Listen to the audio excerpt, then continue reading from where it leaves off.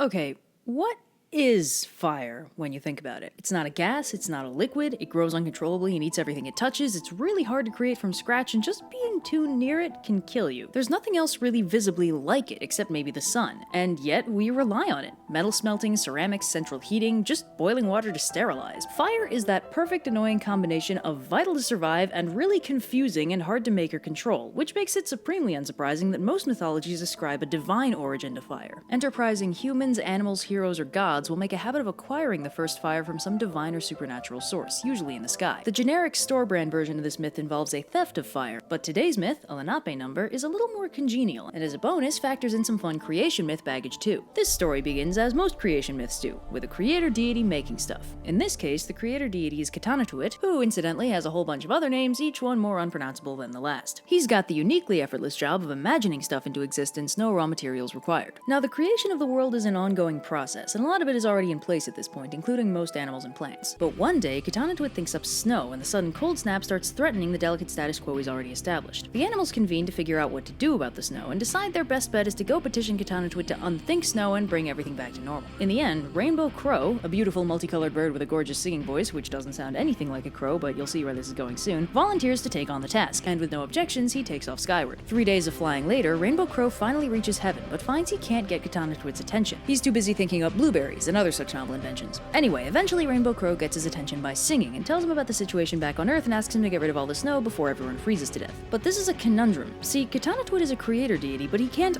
unthink anything. Snow has a spirit of its own now, and Katanatuit isn't willing to kill it by getting rid of the concept entirely. Rainbow Crow is ready to give up, but Katanatuit has a better idea. He takes a stick and pokes one end of it into the sun, lighting it on fire, and gives it to Rainbow Crow to bring back to Earth, telling him that this new invention will solve their cold problem. Rainbow Crow flies back with it, but over the course of the 3-day journey, the fire burns his feathers black and the smoke destroys his voice. Once the fire reaches Earth, it melts away the snow, and everyone's super happy. Even the snow spirit, who agrees to only hang around for a few months of the year and spend the rest of it chilling on mountaintops. While everyone's partying up a storm to celebrate the not dying thing, Rainbow Crow, now just Crow, mourns his lost fabulousness. But who should appear to make him feel better but Katanatuit, who reassures him that even though he's no longer beautiful or operatic, humans are going to leave him alone from now on, since now he's so smoky he's no good to eat or to keep as a pet. And as a bonus, if he looks really closely at his feathers, that old rainbow luster is still visible under all the black. Crow feels a lot better about himself, nobody dies, and everything works out okay. And that's why crows don't taste very good.